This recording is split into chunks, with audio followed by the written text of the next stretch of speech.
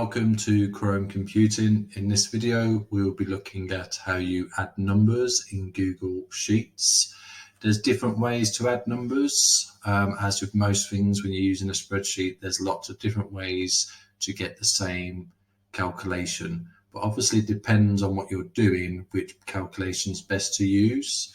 So if we have a look here, you can see I've just created some costs for living. Basically, we've got mortgage, gas, electric, water, insurance, that's housing costs. And we've got a few extra costs down here, and we've got some extra costs here. So first of all, the most logical thing to do would be to add up the costs for each section. So the best way to do that is using the equals sum, and then open brackets or parentheses if you're in America, and then it's B1 colon B5, and the colon is similar to 2, so that is equals sum B1, so cell B1 is £550, 2 B5, so that includes the 550, 60, 35, 27 and 1650. Hit return, and there you get the total 688.50. I'll put that in bold to show it's a total. I suppose you could put there as well, total, if you wanted to. And that's the easiest way to do calculate a number of cells together, which are together in that range like that. So that'll be the same here as well. So if we just quickly do it here, equals sum, it's B8 colon B13, and we'll do it here as well.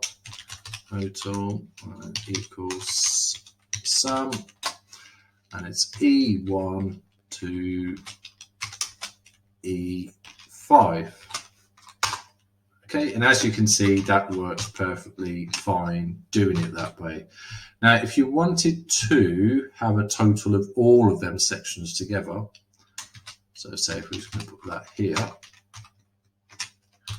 you could using the equals sum isn't going to really work, because you have to, the sum is looking for a range. So equals sum, and then what would you do? You know, you'd have to start obviously with the B1. If you put the B1 and you have to start with a colon there, how would you do it? You know, that's what this shows, where this equals sum isn't ideal for this particular calculation to add up the different sections. Because we've added up the sections here, then all we need to do is add all these 3 cells together.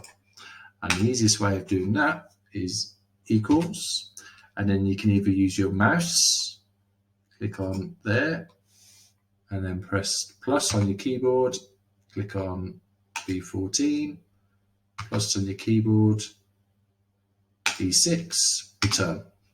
And that's the figure that you want.